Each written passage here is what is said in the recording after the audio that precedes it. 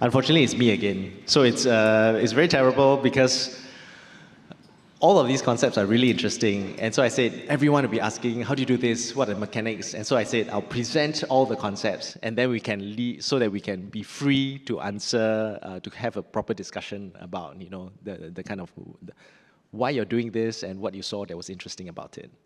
So let's start with community circles. Santosh foolishly said yes to running this when we approached him and said, are you interested to run community circles?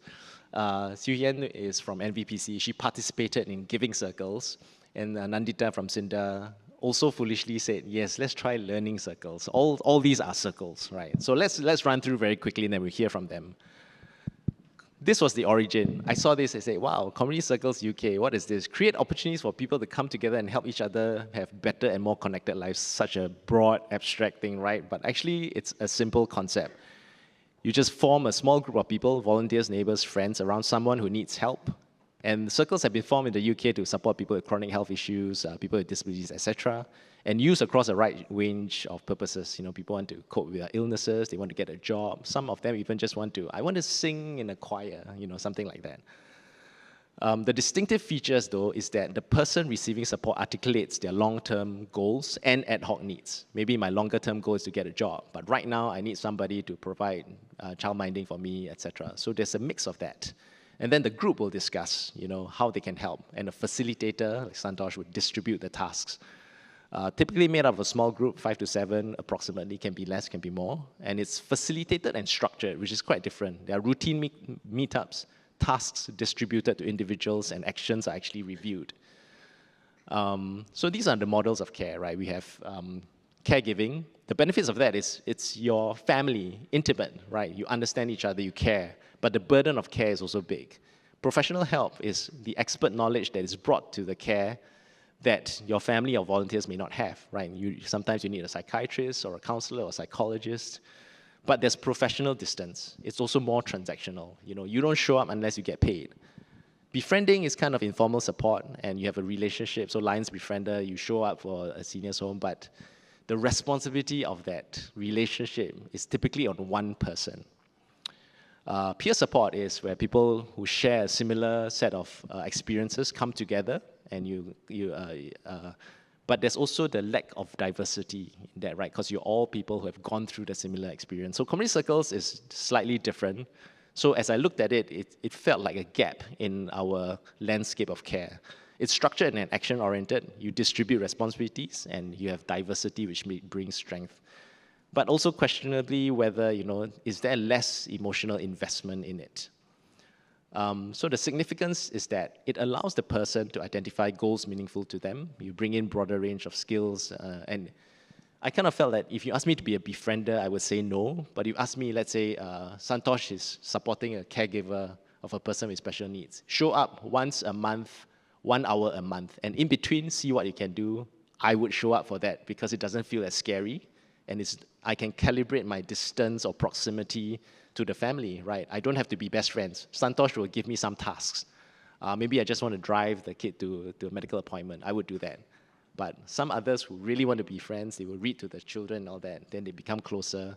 So you can decide how far or close you want to be to the family. But there's also the kind of interesting consequence that you have the lateral relationships amongst the people that connect with one another. If we form a circle and Nandita said something really interesting, I benefit from that, even though the direction of support is towards the person at the center. So in my mind, it feels like a structured kampong. I'm not sure if that's the right way to think about it, where neighborliness and focused help is semi-formally organized instead of totally organized. This is what the artists do, right, as a kind of a parallel. This is an artist-led social technology. You form 3 people meet on a regular basis, and one person's supposed to, like Nandita's the center of support. I ask you about your social issues, and Siew Yian asks you about your health, and Santosh asks you about your economic issues, and then you teach us how to provide you with care. And then once you're ready, I will form 3 other people to support me. And then after that, the 3 other people will form 3 other people. So the artists have interesting ways of doing things like that, right? If you're going to read the website, because they're artists, it reads like that. But the mechanism of change here is a viral means of social change. So it occurs to me that all of the circles that we do could potentially have a viral mechanism of change, a circle forming other circles. And that's kind of interesting to think about. Giving circles, same, like community circles, but give money. Give money is the first primary thing you do first before you do anything else. And some circles form just to give money, and the family didn't really want to meet and didn't really want any support. But her circle, I mean, Siew Yian, we'll talk about yours. Yours are like superhero, right? So this is a collaboration between MVPC and all of us, but also with Minds and Shine that referred people who were recipients. And so this is the headline. And once you have a headline, so that's her. Once you have a headline like that, right, you feel kind of torn because like no one has helped us so much before. What a powerful headline, but also very scary because I don't think every circle will be like that. This gives you a lot of pressure, right? That, oh, circles are going to be wonderful, but it will not always be wonderful. But I think largely it's wonderful here, largely because of the kind of resources and energy that specific circle and the people in that circle has brought to bear. The significance to me for giving circles is it democratizes philanthropy. You don't have to be rich. You can give $200, $300 a month for 6 months, for a year. You can give, and you're not giving to an organization who then decides what to do with your money. It's a direct giving. And you see what your money is doing to the family, and you feel connected to the family. Right, they're buying diapers, they are spending on, etc. And you know exactly what your money is being used for.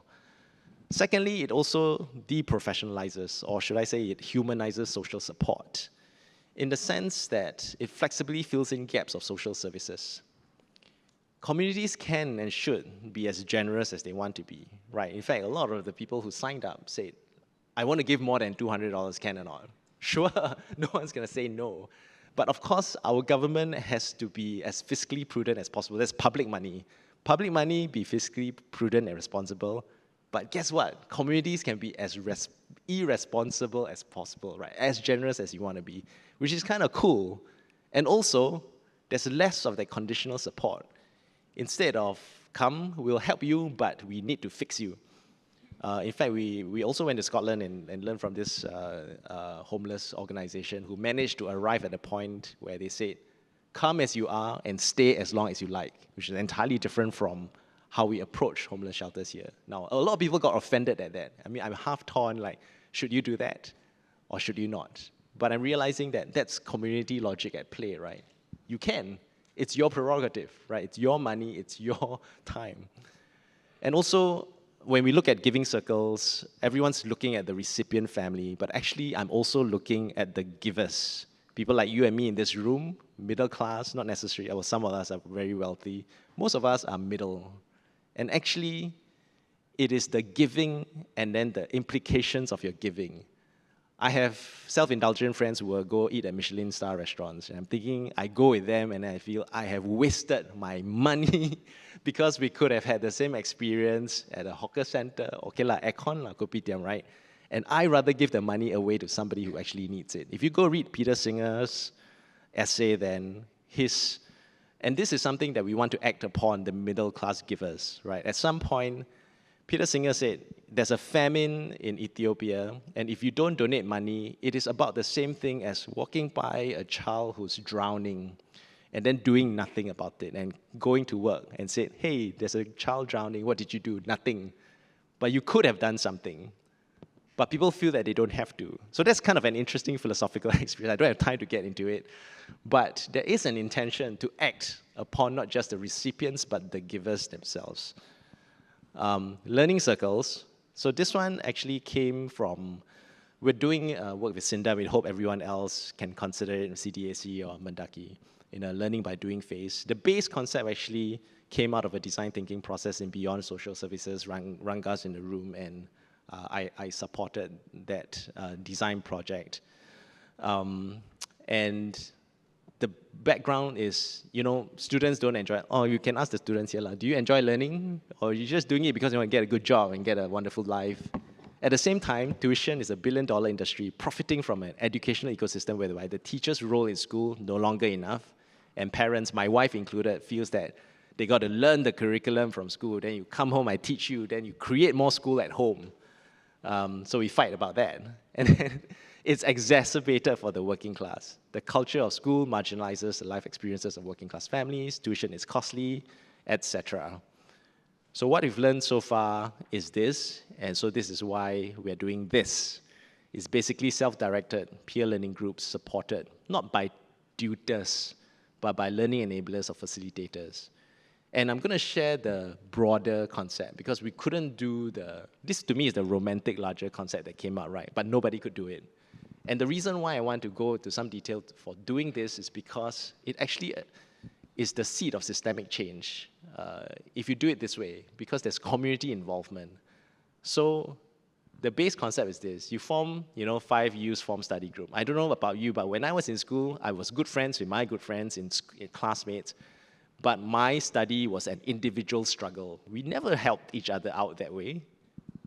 I do well in my test, good for me. You do badly, too bad for you. How much do we help each other? Never. Why not? Learning should be a collaborative exercise, right? So what if we form a group? And then because low-income neighborhoods, the kids don't necessarily have a space. So Monday, you go to Uncle Tan's house. Uncle Tan open up the house, switch on aircon, give you tea and biscuits. And then Tuesday, you go to somebody else's house, and they do the same, right? Just neighbors, right? And Thursdays. And then the math enabler or the learning facilitator doesn't give you the 10-year series. They talk to you about things like that, right? How to learn, learning how to learn, or the pleasure of finding things out. Stuff that the school doesn't have the time or the patience to go through. And maybe on Thursday, instead of a topic of academic curriculum, you can go to issues that the community cares about. It could be, maybe you're interested to set up a business, you care about climate change, or maybe there's illegal money lending in your neighborhood and you want to understand that.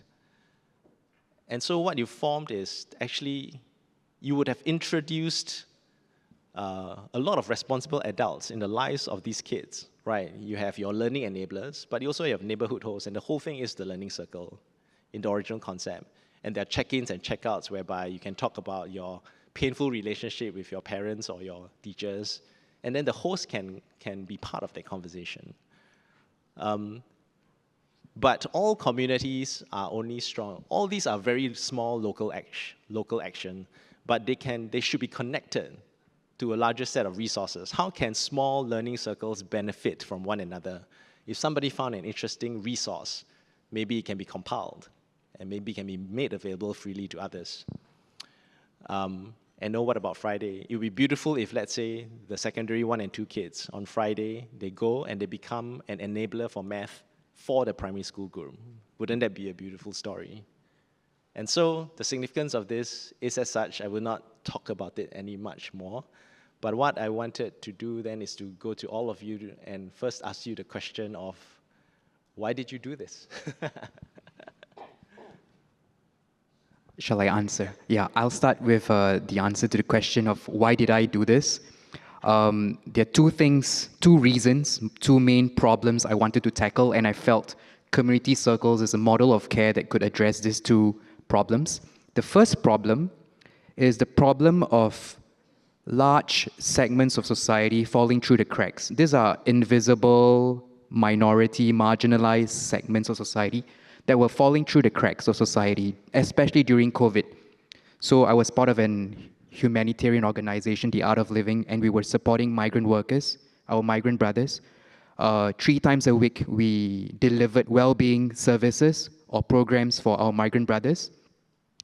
Then we went on to our foreign domestic sisters or workers, and then healthcare workers, teachers. So there were several segments. There were also the elderly that were socially alienated, struggling, people unemployed, struggling to make ends meet as well. So this was the backdrop of one of the reasons, context setting, right? So large segments of society just struggling to make ends meet, falling through the cracks. So this was one problem, and I thought community circles could solve this. The second one was developing an AI-powered platform called OP. to actually mine citizens' insights and sentiments. And in doing that, I realized that stratification was growing and there were increasing tensions, polarization, and divisions across a wide range of identity markers like race, religion, class, caste, SES, you name it. Yeah, and I could see and quantify, and I can just monitor the fault lines. And I wanted a model of care to help address stratification or divisions in society. Yeah. So when you presented to me community circles and that chart, that diagram, comparing different models of care, I felt that we could nail it. Like we could solve people falling through the cracks, problem number one, which is a problem of inclusion. Problem number two, increase divisions, which is a problem of cohesion. Yeah. So two problems, problem of inclusion and cohesion in society through the concept of community circles. So that was the main context or the two problems I wanted to solve. And when you shared this diagram with me, I felt, okay, I want to try. Yeah. Another reason is Justin being Justin. I am always inspired by Justin. Yeah. So I couldn't say no. I really felt I wanted to try it. Yeah. Thanks. A lot of people who say yes to me always regret it after many of you have said that to me already. Over to you, Siew Yian. What did you do? Yeah, hi, morning. I'm Siew Yian from NVPC. So when my colleague wanted to start a pilot project called the Giving Circle, and after understanding the concept, I thought, like, why not? Because I love to volunteer, and I've been going door to door to help like low-income families. And also, I like to clarify, like, Giving Circle is not just about giving money. It's more than money. Otherwise, later on, everybody will be running away from me, thinking they want to raise funds.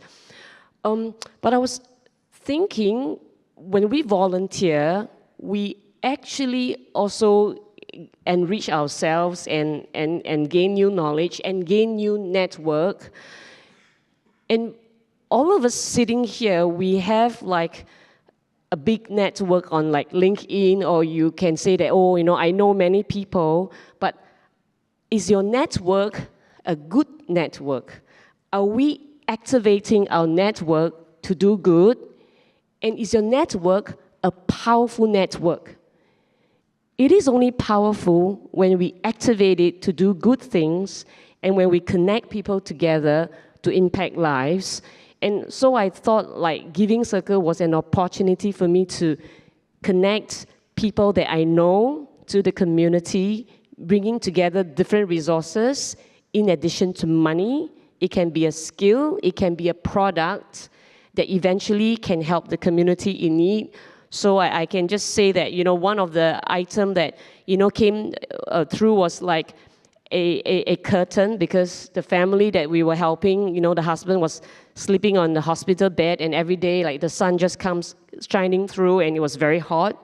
And so she said, oh, can you donate a curtain? So after I speak to the boss of a curtain company, he said, I can donate that, for the family. So then we're able to bring together different resources and people that we know that can help the family. It can be a skill. It can be someone with a specific knowledge to help the family in need. So that's the reason why I joined the Giving Circle, is to create opportunities for people to contribute and to help the community. Yeah. Hi, good morning. We piloted these learning circles primarily to empower the students to take ownership of their learning. That was the primary objective, because we are quite used to the models of tuitions and regular classrooms, but this was something beyond. So we just wanted to provide a conducive space with youth facilitators who can kind of motivate them to take ownership. So that was the rationale why we embarked on this journey. Thank you. Well, Santosh is done with the pilot, and MVPC is still doing it, and Cinda's still kind of starting out. Maybe just to hear from you, are some of the more striking or memorable parts of your experience doing it? For me, it was a very humbling journey. I didn't expect for things to turn out the way they turned out the moment reality set in, starting the circles. Two things, I think the caregivers were in extreme states of precarity. They really needed help. And secondly, they were in like a state of like alienation from the rest of society that was difficult to even witness or comprehend, like emotionally for me. So those were the two things, like, just dire state of precarity. And secondly, they were alienated from like a lot of their closest family members, friends, and colleagues. Yeah, I think that was like two very important observations. And when the community circles convened once a month for a period of 12 months, I had one caregiver telling me like, you're my only friend. Yeah. A lot of like grieving, crying, and healing in the circles. And then one of the, so I was invited to the school of a caregiver's child. I didn't know why was I invited, right? And then when the teacher and the social worker revealed to me that I was her only friend, then it struck me like, wow, we were like a very important source of social support for the caregivers. Yeah, so they were really struggling financially, emotionally, socially, yeah, materially as well. Yeah, they needed, they were like, yeah, psychologically they were burnt out. They needed people to come in and to provide them with caregiver respite. Could you share a bit about, when you approached the caregivers with this concept and also to the volunteers to come and support? What was their response to it? It was a bit difficult to get volunteers, to be honest. We broadcasted the need for volunteers across our personal networks, across social media. I found a total of 14 volunteers to distribute across the 8. I started with 11 circles, but we reduced from 11 to 9 when we officially started. We officially started with 9 circles. So 14 like volunteers to distribute across the 11 community circles. I think a volunteer shortage was like a real issue. So we started to deep dive. We started to ask the caregiver, why can't you find volunteers by yourself? Yeah, and I think it reflected a state of consciousness in our society in that actually people really feared the children of the caregivers. Yeah, I think there was this fear and there was this stigma of caregivers, of persons with special needs, to an extent where people weren't really like willing to offer time to spend with a caregiver. I think secondly, something else I realized and I learned in the entire landscape of volunteering, some volunteering activities receive more media attention and thus more volunteers. Yeah, but caregivers of persons with special needs, right? Like it's just very little attention and thus, little like sensitization, little socialization to the rest of society. Yeah, as compared to, let's say, spending time with an elderly, going out for beach cleanups. Yeah, so I think like you can map out the landscape of volunteering in Singapore. Some just have like peaks and other are like troughs. Yeah, and caregivers of persons with special needs really like didn't have that same amount of recognition or attention as other volunteering activities. Siew Yian, what's your experience so far of participating? Yeah, so Santosh Giving Circle cater to caregivers with special needs. So this family that we're supporting, the mother is caring for a son with autism, and then she also has an ailing husband that's like bedridden, and then an 89 years old mom. So as the sole caregiver, she's been under so much tremendous stress that she has thought of ending her life. And in a short film that was produced, by 8 World, she said that I don't even have the rights to die. I don't even have the rights to commit suicide, because if I die, what's going to happen to my family members? I mean, she's really depressed, but she really has no one to turn to.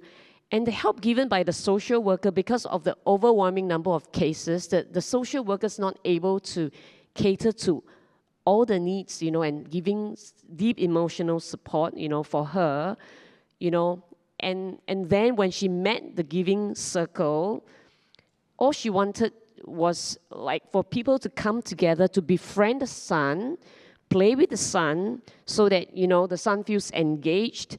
And so before we know it, the members of the Giving Circle, one lady, she brought along her daughter to play Monopoly with a boy. And they end up having, having a very special friendship. And the boy enjoyed it tremendously. And then other members of the Giving Circle started to sit down with the mother, Madam Chang, speak to her, listen to her. And then before we know it, every other sessions, we find her feeling like a lot happier. She's opening up. She's cracking jokes, We didn't expect the Giving Circle to grow this way. So it came as a surprise to us, It's the befriending. It's more than the money. It's actually the befriending, the human element of engaging, connecting, and listening to her. So that's what really struck me the most in the last few months. Thanks, Yuan. And I remember asking some students at SINDA, what do you think about if you came and teach and learn from one another? They said, like, no way, I would never do that. It's so weird. They almost felt like they didn't have the right to teach one another. How's your experience so far? Okay. For us, we are so used to the pragmatic way on education. That is, you have structured programs and there is an end goal and everything. So this was a very, very different experience. So what happened was that we had the youth facilitators as well as the students to co-create the program. We had a prototype. So they said they listened to what they wanted. In fact, they gave us ideas of how to sell that to their parents as well, that you should have some deliverables on subjects, some definitivity and things like that. So the key thing was they took ownership. How do they take ownership? Was because they co-created it. I think that was the biggest learning for us. Thank you. We have some questions already. One of them is, when forming circles, how does it start and is there a coordinator? I guess Santosh had difficulty finding volunteers because it was informal through our own social networks. And MVPC, of course, have giving.sg, right? Then, it was much easier for them. But in terms of the coordinator, Santosh was the facilitator and coordinator. And I think for Giving Circles, we haven't landed on whether there should be a formal facilitator for each circle or not. And maybe to share reflections on what is the role of a facilitator for these things? And do you think it's possible to even form circles without facilitation, that people just kind of naturally become a kampong on its own or not? Santosh? The answer to the second question is yes, it's definitely possible. Facilitation just requires the human touch. Like, yeah, you just need to be empathetic and sensitive. For me, the main ambit of community circles, as highlighted in the Community Circles UK program, was it has to be structured and it's to be task-based. And I met none of those two requirements. Actually, it was completely unstructured and non-task-based. Yeah, so we realized, I started the first month trying to make a list of their long-term goals and objectives. I put them in a PowerPoint document. And then, we did an envisioning exercise. This is how you want to be 1 year's time. And then that plan failed miserably. From the second month onward, we changed course and we decided to focus on connection, on just building trust amongst the circle members. Yeah, and that trust building process, I think what we aimed for was this word that came to my mind, which was attunement. Yeah, attunement means that my inner world is really felt and understood by other people in the circle. Yeah, and that attunement takes time. My inner world, my lived experiences, my feelings and my emotions, my struggles is accurately mirrored and understood by the other circle members. When attunement happens, that connection develops, then there's the trust. then only magic can happen in terms of getting task executed. Yeah. So that attunement for the different circles took, let's say, 6 to 9 months. Yeah, depending on how difficult the barriers were in terms of like the relational the relational barriers were between the circle members. Yeah, so I think that was one major like insight for me. Thanks. Siew Yian, your circle seems to have taken off quite quickly and people are close and contributing. Yes. What do you think is the role of a... So the giving circle now, we are like, started like 2 to 3 months. So initially when the volunteers come together, everyone, maybe we even need to start getting to know one another. And so the group chat could be relatively like quiet and polite. Nobody really wants to, make a lot of noise. So it really does help if there can be kind of a lead volunteer so that, can to kind of warm things up, to bridge people together. And it so happened that, I was fortunate that I actually invited 2 of my friends. So I went to my social media, making use of my network, and I invited my friends to join me in the giving circle. And 2 of my friends actually signed up. And we come together, they were in the same circle as me. And because of that, there's a warmer relationship. And when you volunteer with your friends, things are slightly different, You tend to be more communicative and you know the resources that each other can bring to the table. So I think it does help if we can consider to have friends or people who know one another to form the giving circle. And I can say that, it does create wonders, because you tend to communicate with one another.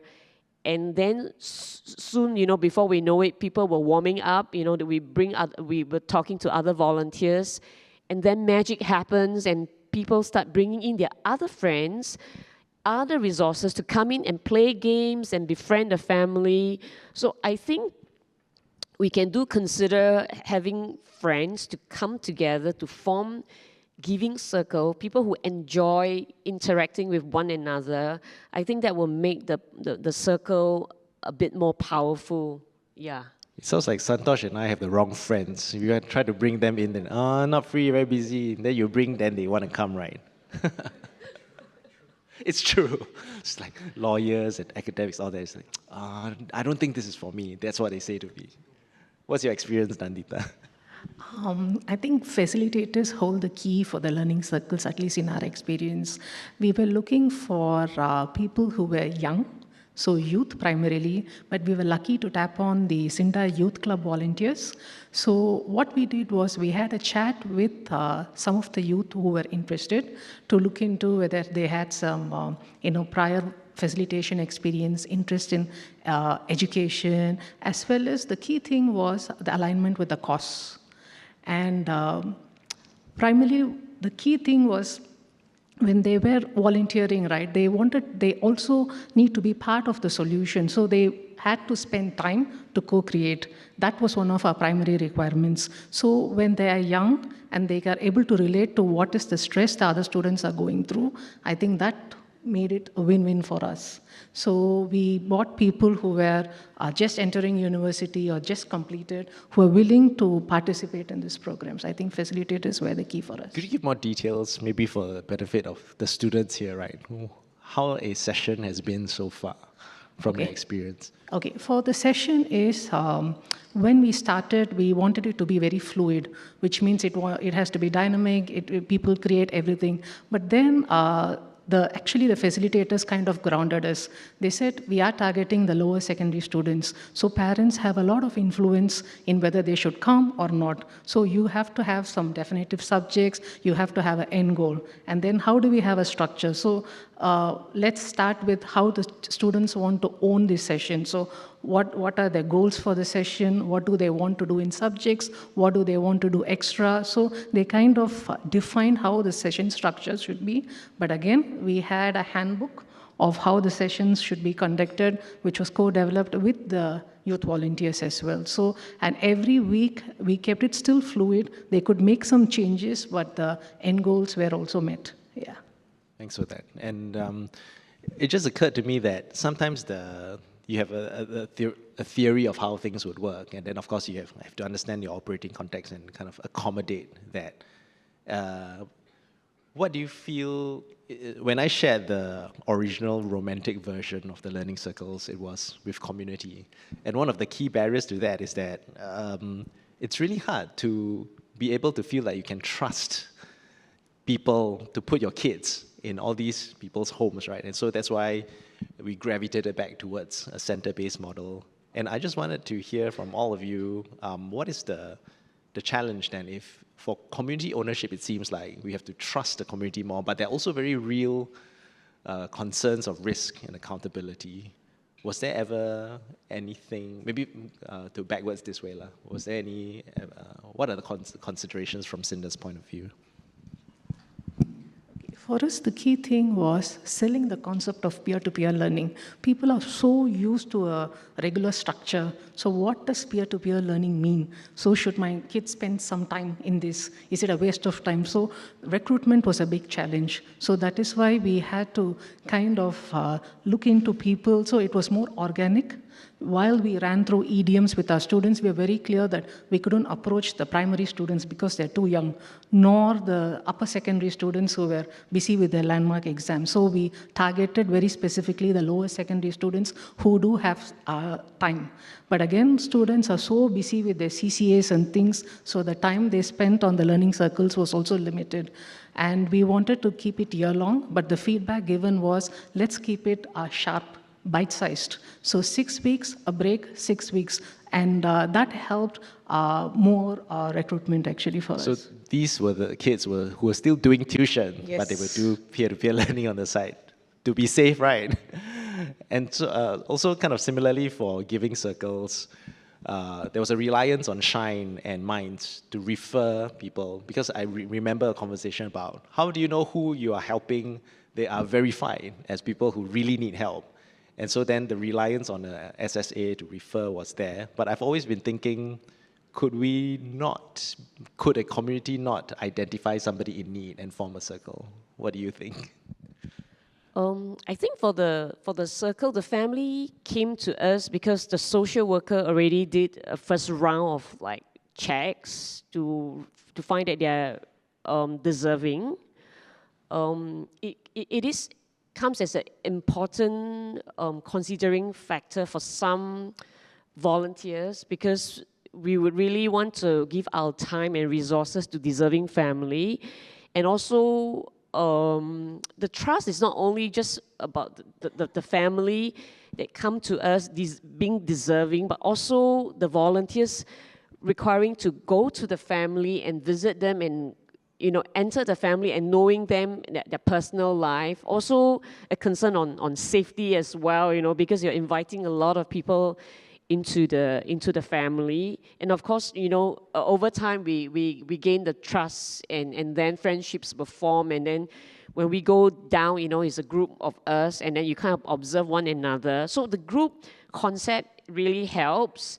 And when you talk about the trusting and whether it is important, to have the social service agency to kind of refer the families to us so that, volunteers can trust that it's deserving, I think there's something very important so that we can better use our resources to help communities and families in need. So, yes. What about you, Santosh? Do you think community circles can be formed without formal referrals? I think the root of the problem for me, as I dug deeper into the conversations with the caregiver, is this: there is a cultural aversion or avoidance of negative emotions or negative events. So there's a cultural aversion to like loss, to grief, to setbacks. In Singapore, I think we train our citizens or our youths to acquire, attain, achieve, or succeed.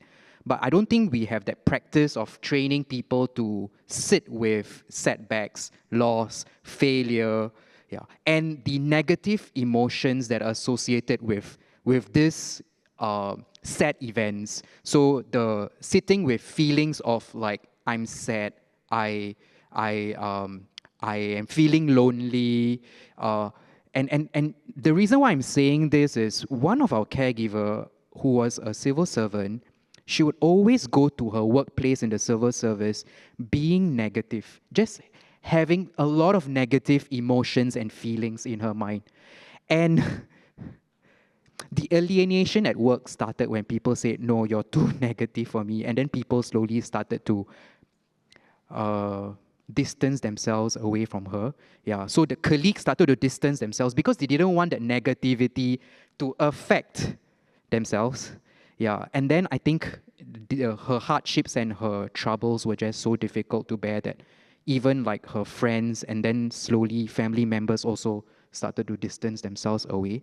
So I think culturally, right, I think that emotional literacy, like teaching people to be okay with negative feelings and emotions, it's a learned skill. I'm learning that even at this age. Like I think I never learned it in primary school to higher institutions, right? I felt like at the level of the consciousness or culture of a society, like this training was required so that students who are neurotypical, upon meeting someone who is not neurotypical, they are sensitized to that lived experience. They can empathize and they can sit with that feelings and emotions. Adults who are maybe not in such a precarious situation can sit with and can hold space for a caregiver or person with special needs who's really struggling. Yeah, so I think it's really like a human being's capacity to hold space for another, but this is actually a mirror of one's own capacity to sit with one's own negative feelings and emotions. That was what I think I learned, yeah, which was valuable. There's a question about, similarly, about the fundamental philosophical or worldviews of people, and is there a need to address that first? Does that hinder community involvement? I guess the person was asking about, a sense of entitlement that might hinder, but I suppose, generally speaking, if I held the worldview that school is for academic achievement, I will go for tuition. Why would I go peer-to-peer learning when, of course, the teachers can teach me better? Or if I felt that, why should I contribute to a person who needs help? We have the government and professional services to do that. Do you think that worldview needs to be addressed first, or is doing it and then acquiring the values a better pathway? So I sit and convince you first, then you do it, or you do and you learn along the way? With Santosh. Yeah, I think it's both the bottom up and top down. So bottom up is what we did is in the community circles, we were actually creating a new culture of shared values and of empathizing with one another and sitting with those negative feelings and helping one another to heal.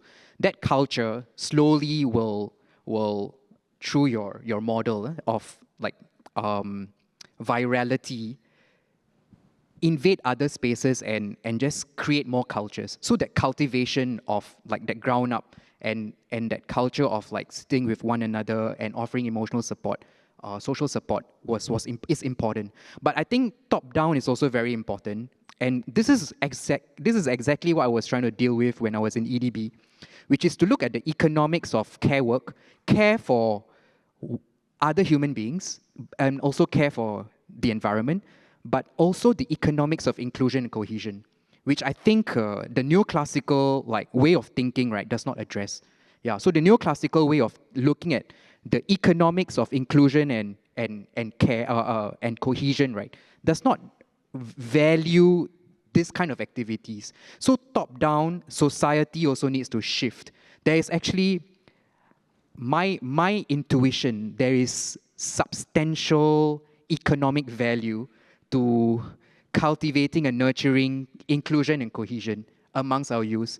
And the trade-off, what is the trade-off, right? So students spending less time academically, spending less time on the academics, trying to get better grades, instead spending more time with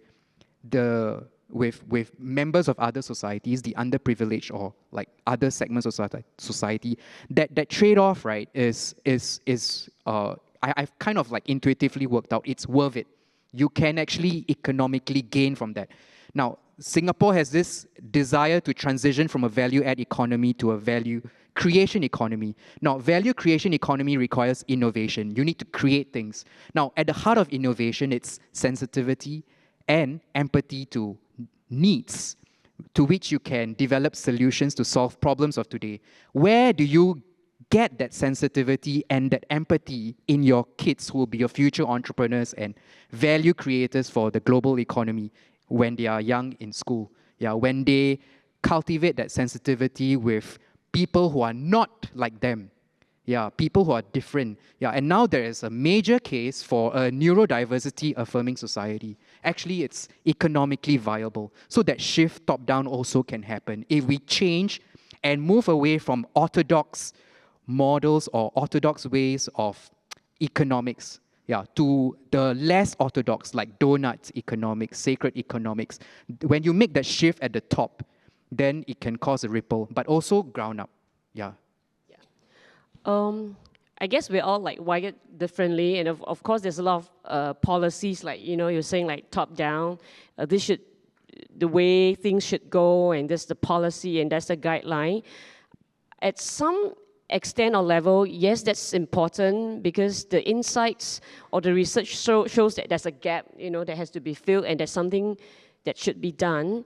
And then when that happens, then it should go ground up, because the solutions and how the problem should be solved should come from the community, because when the community, they know the problem, they have the solution, allow them to feel more engaged, allow them to share with you their solution, because when the community gets the buy-in, when they have the solution that comes from them, they're more likely to feel engaged, and they want to solve the issues, they want things to happen, they have the power to create a change because they understand the problem deeply and they have the solution.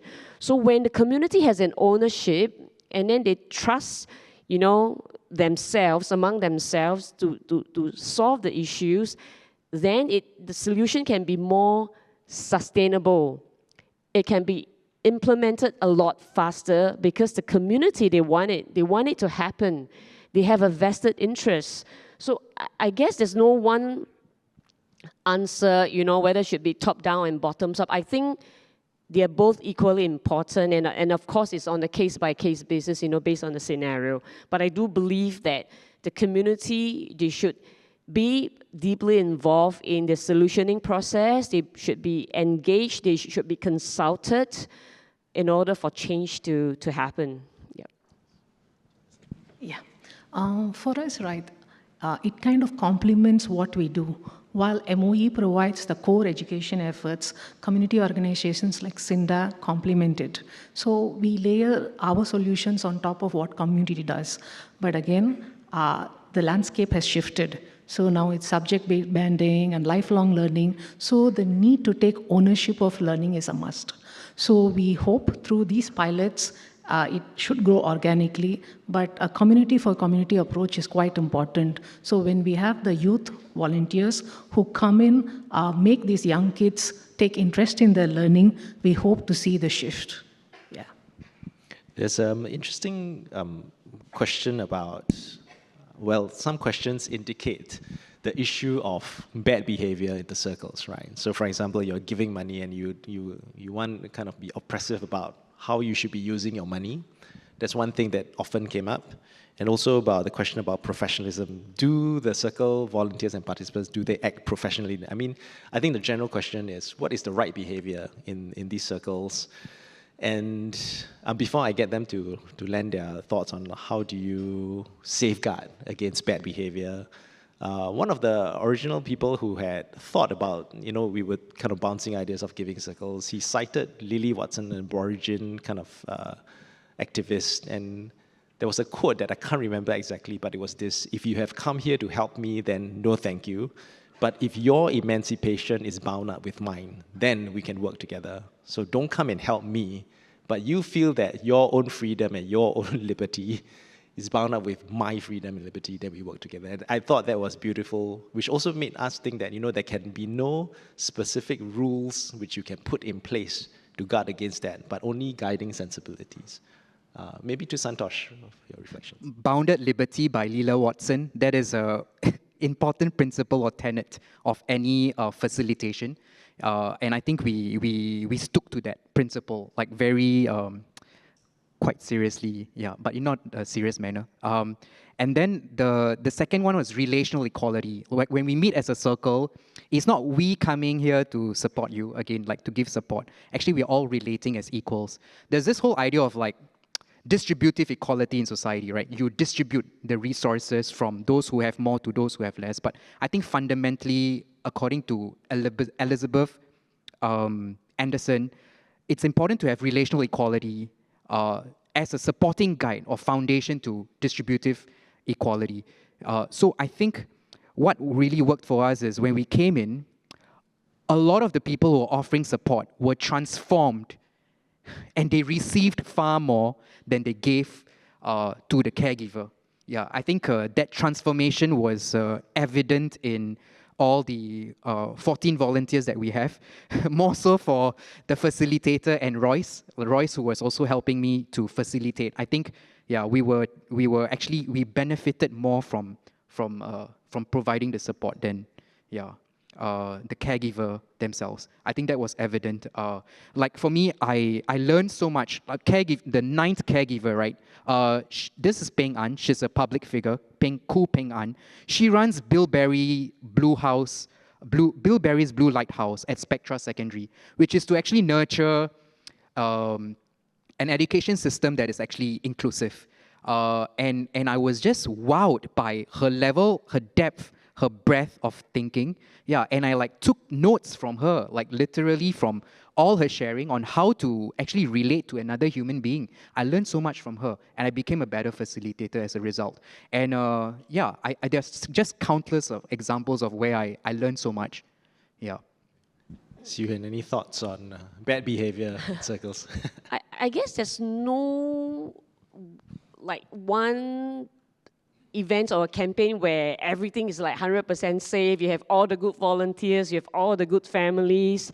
There's bound to be some surprises where maybe you don't have the perfect volunteer with the perfect behavior, but we shouldn't allow that fear to stop us from scaling out or creating more of such circle. As long as more good comes from such initiative, we shouldn't just have the fear that, oh, you know what, if one volunteer connected to the family and bad things happen, or what if another volunteer do something bad to another volunteer, or don't behave in a professional manner. I guess we need to balance that. As long as more good things happen, we shouldn't allow that from stopping us to scale out this and widen the impact. There's going to be always bound to have very strange freak accident or one incident that makes you think that, oh, we shouldn't have done this in the first place. Look, what has happened. But I think we should look at it as a whole, that more good things happen because of this initiative. Don't allow the fear that something remote, remote chance that something bad will happen to stop us from doing this. So that's my personal sentiment. Yeah. For us, when our volunteers are onboarded, right, they are sensitized with how to deal with these families. So in this case, in case of the youth, what happened is during the prototyping session, we had ran through these scenarios with them, saying that what if the student approaches you, and also they had this circle of support beyond the sessions. So they could always check in with the staff, and we always had one of the staff kind of hovering around, so it kind of helped. So they had that circle of support, so they were able to do what they set out to do effectively. Some of the questions are quite interesting, and it's also issues that we are grappling with. I think some circles are formed, and it's a stable membership, and it goes on for a year, and then it closes. So people ask, how do you close circles? But also there's the question of, do you organically, let's say people drop out, they get tired, they don't show up. do you feel it's okay to add new people to the circle? Or do you feel that it takes away from the integrity or the ties that are already there? What do you think?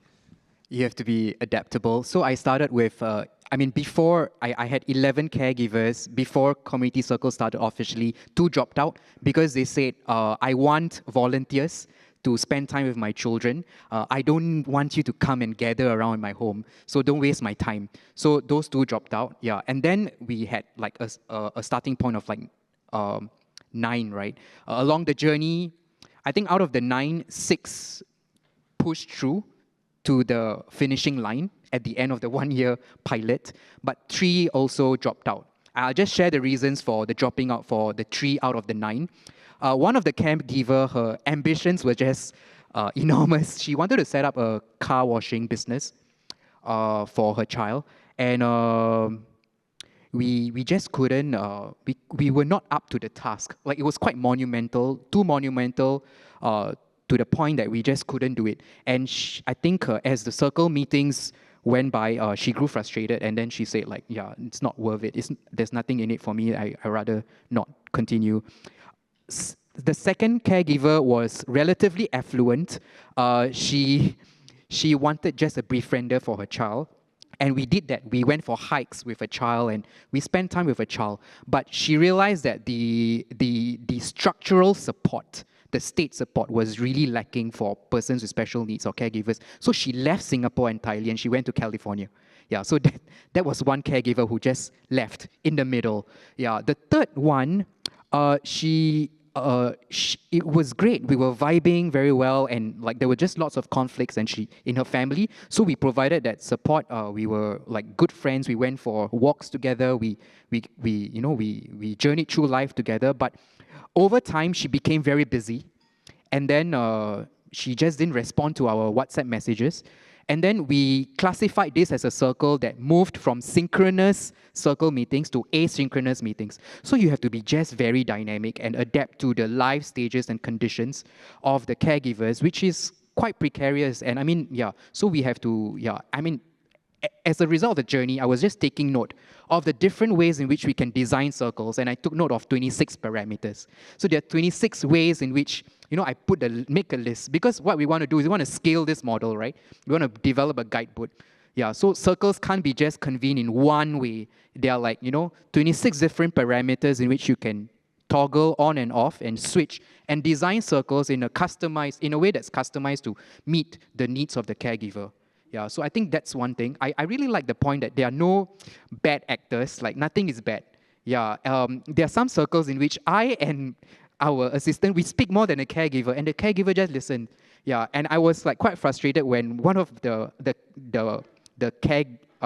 volunteers was speaking more than the caregiver, taking up a lot of space and time. So I was like, can you, can you wrap up quietly? Yeah, but actually, if you just sit with it, it's not really necessarily bad. Actually, you notice the caregiver is listening and the caregiver is offering support. And the caregiver feels more empowered to be a provider of support to a volunteer rather than a recipient. So it's all these dynamics, and you have to like really flow very organically and let go of your preconceived, this is how it should be. And that letting go is a lot of inner work.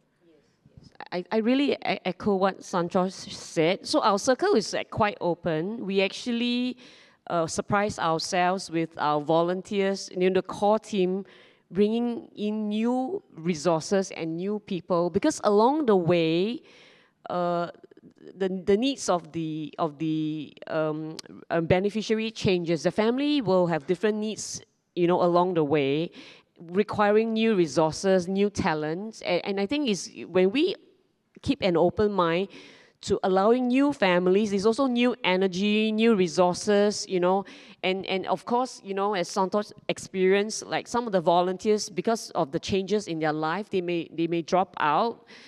And so allowing new volunteers to come in, it's essentially a breath of fresh air. And the family can receive help in different ways, that we ever imagine. So for us, our circle, we welcome new volunteers to join and to help the families, in a different way. So yeah, that's our experience. For us, we still want to keep our circles open. We just started in September, so it's kind of tied back to the school year as well. So the feedback we received from our participants was that start the circles early so that it kind of aligns with the school term. So if you start it early, at least they have this time and space to develop and create their programs. So the takeaway for us was start it early. Yeah.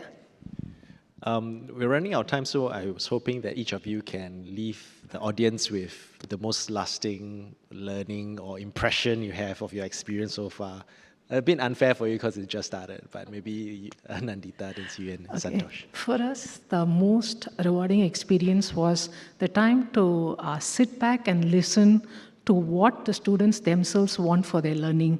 Because they're so used to a regular system, it is good for us to listen and kind of understand what is, from their perspective, learning is. So that makes a huge difference for us for our programming also.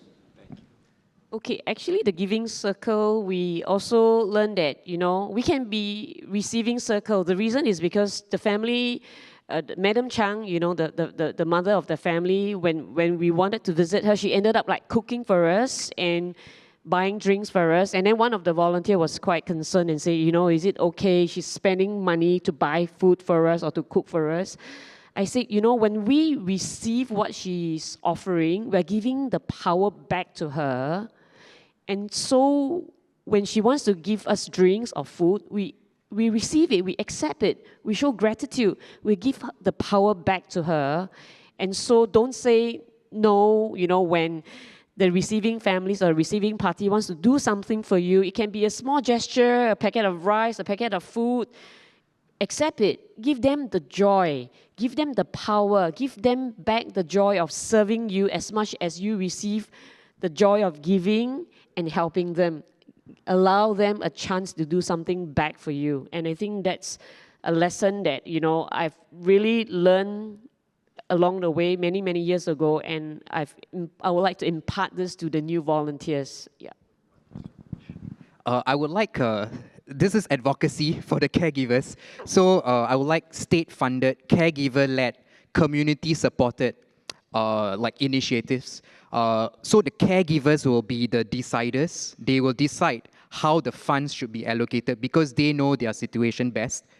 I think that's really important. So no intermediaries to do means testing or to validate whether they deserve the support or not. No, do away with the intermediaries. I think it needs to go directly to the caregivers. The caregivers are geniuses. Like, there's just so much ingenuity, there's so much talent to be unlocked if you just give them the funds and you let them loose, let them run amok.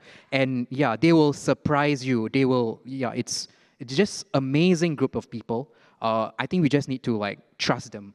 Yeah. There's another recommendation for advocacy again, a gradated approach to fully inclusive schools in Singapore. So not fully inclusive schools, let's say fully inclusive schools in, let's say, 2050. Yeah, but a slow, gradated approach to getting there. Yeah, a huge reason why we're not getting volunteers is because lack of intermingling and intermixing between neurotypical kids and neuroatypical kids. Yeah, / adults. Yeah, and I think that needs to happen as much as possible. Despite being small, we are quite stratified. Yeah, so I think that intermixing needs to happen. I've outlined a strategy to get to that vision of fully inclusive schools and the gradations, the milestones that we need to achieve. So this is one of the 15 recommendations that we have put together on behalf of our 11 caregivers. The 15 recommendations are bucketed under 5 different themes. They're all on our website. We have a website for advocacy. On our website, we have the caregiver profiles, their needs for support. So if anyone would like to offer support, you can contact me. Yeah. So those are some of the things that we have done. SG enablers in the house, they might be interested and you can chat with them. But can I get a round of applause for our speakers for sharing with us? Thank you so much.